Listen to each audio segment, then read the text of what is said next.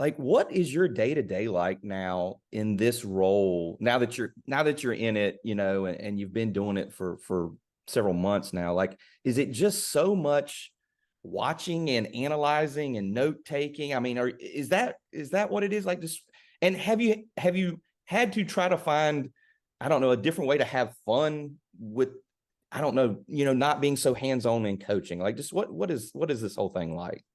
It sounds like you're interviewing for the job, Adam, and it's I exactly can't what do it it. it's exactly what it is. I spend, every time Jeremy walks by and says, "What are you doing?" I just say, "I'm analyzing stuff," right? Right. And what I do, I watch a ton of tape.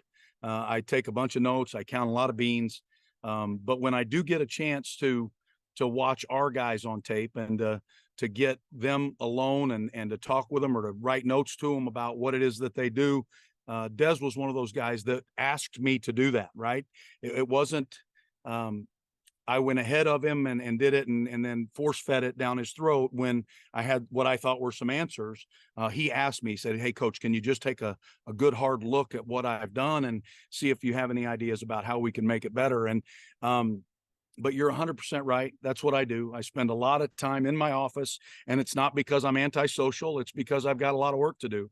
My job is to help our program play as well as it can play. And it starts where, with my time with Tim, and then I just work my way back, and then I work my way vertically. So, I start with a very narrow focus on the front guys, and then I start looking at structure and concept defensively, and then I start taking my view vertically, and I see, how I can help the overarching themes that we try to get done here in our program. And but when you talk about guys that love ball, you talk about guys like Des, and it's interesting to work with him because everything is important to him.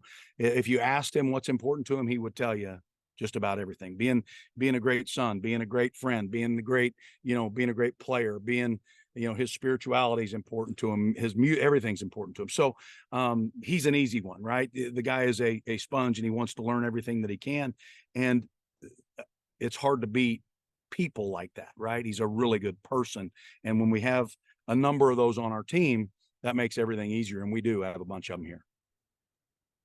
And just as a quick follow-up, if you could go back and think about the group as a whole that you started looking at and working with when you first got here, and maybe the ideas that you had of where you thought they could improve, like, how do you think that has been matching up here as you got into the season and you started playing games and you've had some pretty good performances? How do you think that has aligned with what you thought you needed to do? Yeah, I think that the one thing I figured out quickly is that we were going to be able to try to push it with our guys, especially our front guys.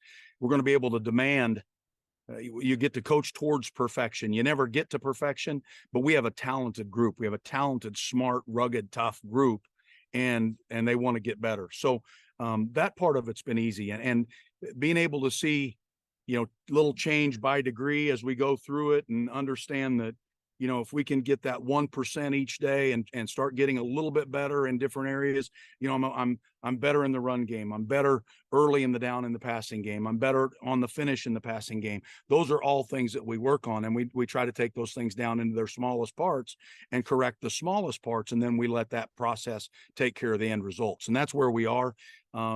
It's exactly what I thought it would be. It is still a strange role for me, not being able to be as much hands-on as I would like to be. But I think that my relationship with Tim and with the defensive staff is one that if I do see something that I think that I can help with, I'm not afraid to say it, and they'll listen. That doesn't mean that I'm going to change many minds, but they will listen and they will hear if I've got something I think can help us.